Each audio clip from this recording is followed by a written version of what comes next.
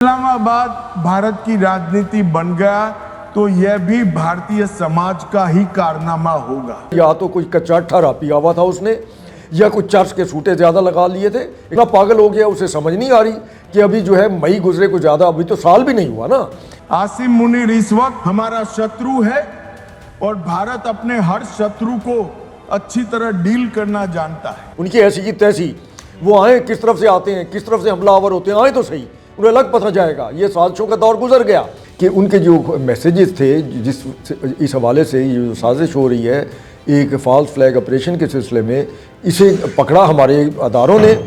और पकड़ने के बाद बाकायदा जो है वो उसको उन्होंने डिकोड किया। जो बेगुनाह कश्मीरी हैं जिन्हें आए रोज़ जो है गिरफ़्तार किया जाता है, उनको इस्तेमाल किया जाना था और मंसूबा ये था कि उसमें कुछ इंडियंस भी, उसमें चाहे हिंदू क्यों ना हो, वो भी मारे जाएं, जैसा कि पहलगाम में हुआ। अस्सलाम वालेकुम, मैं मोहम्मद इकबाल और आप देख रहे हैं साउथ पंजाब डिजिटल। भारत की जानिब से एक और फॉल्स फ्लैग ऑपरेशन करने की तैयारी की जा रही है। वो चाहता है कि दोबारा से जो इंडिया की जेल में कैद कुछ पाकिस्तानी कैदी है उन्हें निकाला जाए, उनका इस्तेमाल करके एक और फॉल्स फ्लैग ऑपरेशन जो है वो किया जाए। ये ऑपरेशन क्यों किया जा रहा है, इसकी ज़रूरत क्यों पेश आई है और ये ऑपरेशन कैसे होना था, जिसे हमारी फोर्सेस की जानिब से इंडिया की जो कम्युनिकेशन थी उसे डिकोड करके नाकाम बना दिया गया। इन तमाम तर चीज़ों पर बात करेंगे। हमारे साथ मौजूद है सीनियर दिफाई तज्जियाकार खालिद बेग साहब। अस्सलाम वालेकुम जी। वालेकुम अस्सलाम सर, कैसे हैं आप? खैरियत से हैं जी, अल्लाह का शुक्र है। सर बताइएगा कि इंडिया ये क्या प्लान कर रहा था, दोबारा से एक और फॉल्स फ्लैग ऑपरेशन हमारी फोर्सेस की जानिब से उनके जो मैसेजेस थे उन्हें डिकोड करके पूरी दुनिया में एक्सपोज कर दिया गया है कि ये दोबारा से वही पहलगाम की तरह कुछ करना चाह रहे हैं। देखिए, वो एक मिसल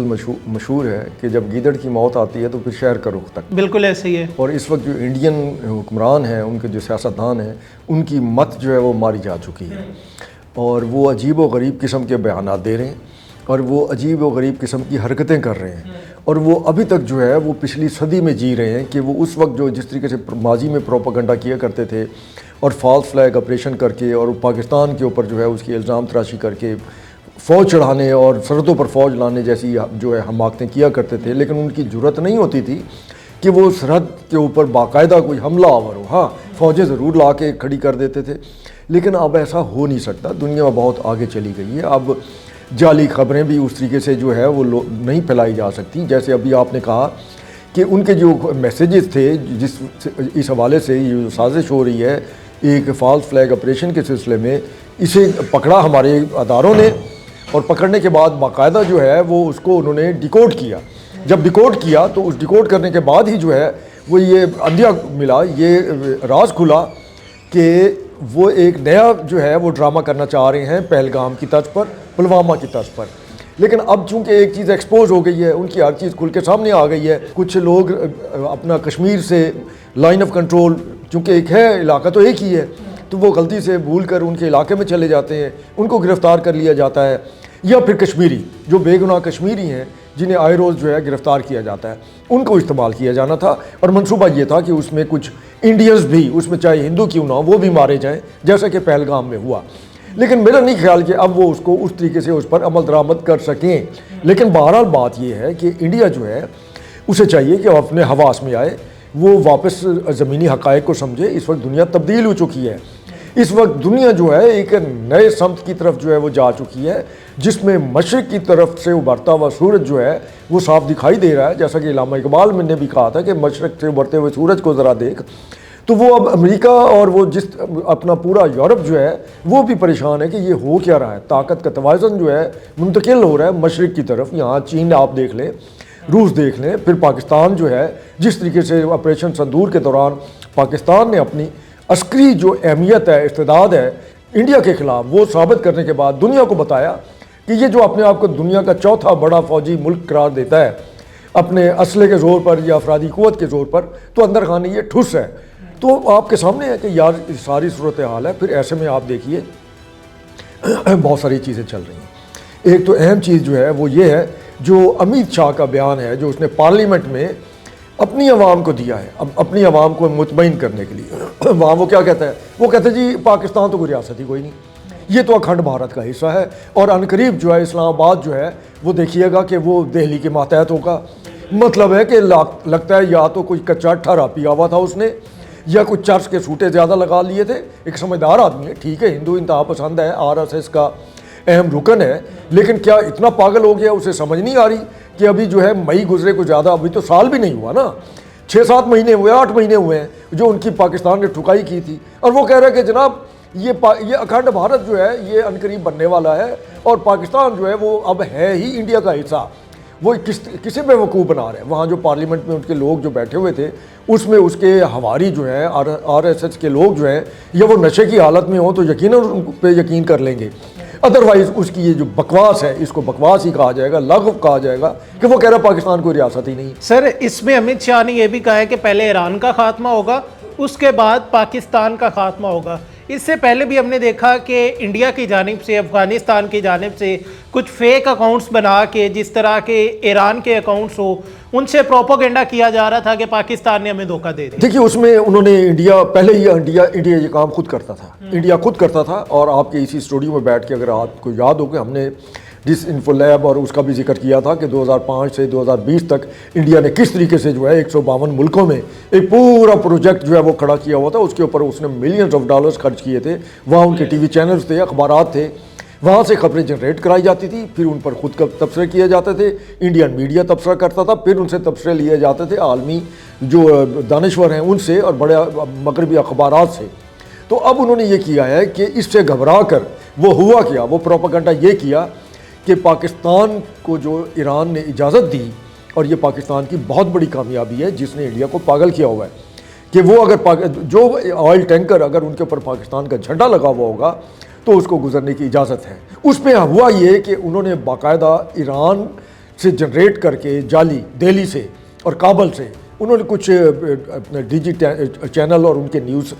वो बनाए, वेबसाइट्स बनाई, और उनके ऊपर उन्होंने बाकायदा ईरानी वज़ीर ख़ारजा की तरफ से एक बयान दिया कि हम पाकिस्तान के ऊपर हमने एतबार किया था दोस्त मुल्क के तौर पर, लेकिन पाकिस्तान ने हमारी पीठ में छुरा घोंपा है और हमें धोखा दिया और ये गद्दारी है। अब जब वो चीज़ें सामने आईं और वो मुख्तलिफ न्यूज़ चैनल्स के हवाले से आईं जो ईरान के नाम पे जाली बनाए गए थे, उनको फिर जो है इस्तेमाल किया गया काबल से और उनको इस्तेमाल किया गया दिल्ली से और इंडिया के दीगर मुख्तलिफ इलाकों से। लेकिन अब हमारे जो अदारे हैं उनको हम खराज तहसीन पेश करते हैं जिन्होंने उनका भी खोज लगा लिया। उसकी डिटेल जो है वो आप स्क्रीन पर हमारे नाज़रीन देख सकते हैं कि कहाँ से जो है वो कौन कौन लोग थे जो उसमें शामिल थे और उसका सिस्टम क्या था, कि किस तरीके से जो एक बयान जो है जनरेट किया जाता था, उसमें शहबाज शरीफ की फ़ोटो लगा के, ईरान के वज़ीर ख़ारजा की फ़ोटो लगा के, और उसको प्रोपेगेंडे के लिए फिर इस्तेमाल किया जाता था। तो वो ये कहने का मतलब ये है कि इंडिया अभी तक जो है वो आप पिछली सदी में जी रहा है। वो समझता है कि इस तरीके के चांकिया और उसके जो तरीक़ाकार है प्रोपेगेंडा, झूठ, इतना ज़्यादा झूठ बोलो कि लोग उसे सच समझने लगें। तो अब ये चलने वाला, ये आगे कामयाब होने वाला नहीं। सर आप देखें ना, इंडिया के जो अपने हालात है, अभी गुज़िश्ता दिनों दोबारा से मणिपुर की जो आवाम है उनकी जानिब से जो इंडियन फ़ौजी थे उन्हें निशाना बनाया जाता है, उनके ऊपर हमला किया जाता है, और इंडिया कह रहा है कि आसिम मुनीर हमारा शत्रु है, हमारा दुश्मन है, और हम अपने शत्रु को डील करना बड़े अच्छे से जानते हैं। कर लेते ना हालात कंट्रोल, देखिए कर लेते ना, ये जो अपना ऑपरेशन संदूर के साथ फिर वो कर लेते ना, उनके साथ जो है वो शत्रु जो है वो ठीक है हमारा फील्ड मार्शल जो है उनका दुश्मन है, सिर्फ वही नहीं है, पूरी कौम ही इंडिया की दुश्मन है। और वो किस किस के साथ लड़ेंगे, किस किस को मारेंगे, उनकी ऐसी की तैसी,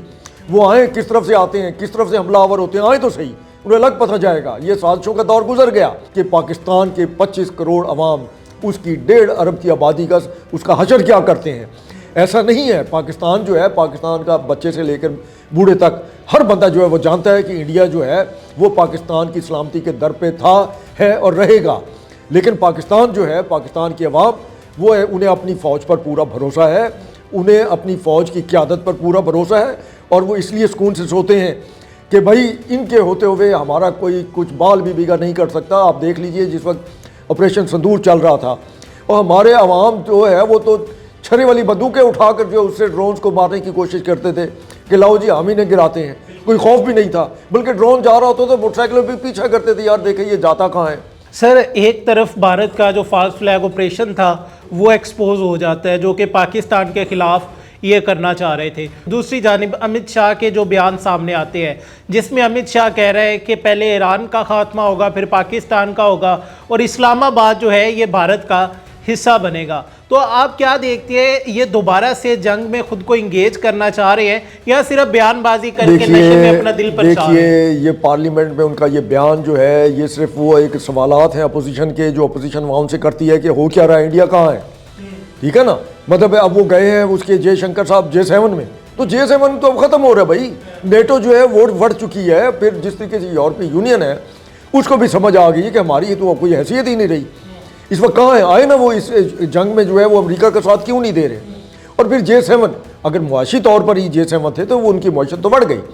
ان کی معیشت جو ہے وہ ڈیپینڈنٹ تھی اسی توانائی پر، اور انہیں سمجھ آ گئی کہ یہ توانائی ہمیں حاصل نہیں ہوتی، اور اب روس نے بھی کہہ دیا کہ یکم سے کل سے وہ دنیا کے لیے جو تیل کی ترسیل ہے گیس کی وہ بند کر دے گا، اور اس کا سب سے بڑا جو ہے نقصان جو ہے وہ بھی یورپ کو ہونے جا رہا ہے، تو پھر وہ صاف ظاہر ہے انڈیا جو ہے اسے سمجھ تو آ رہی ہے کہ وہ تنہا کھڑا ہے، اس وقت تنہائی نہیں کھڑا، پھر اس کے اوپر جو معاشی دباؤ ہے، صرف گزشتہ 3 ہفتوں میں وہاں سے $25 بلین کا جو سرمایہ تھا وہ نکل گیا انڈیا سے، اور ان کے اپنے جو ماہرین ہیں معیشت کے وہ کہتے ہیں کہ ہماری معیشت جو ہے وہ 7% نیچے آ گئی ہے، اور ہماری کرنسی جو ہے وہ 4.5% ڈی ویلیو ہو چکی ہے۔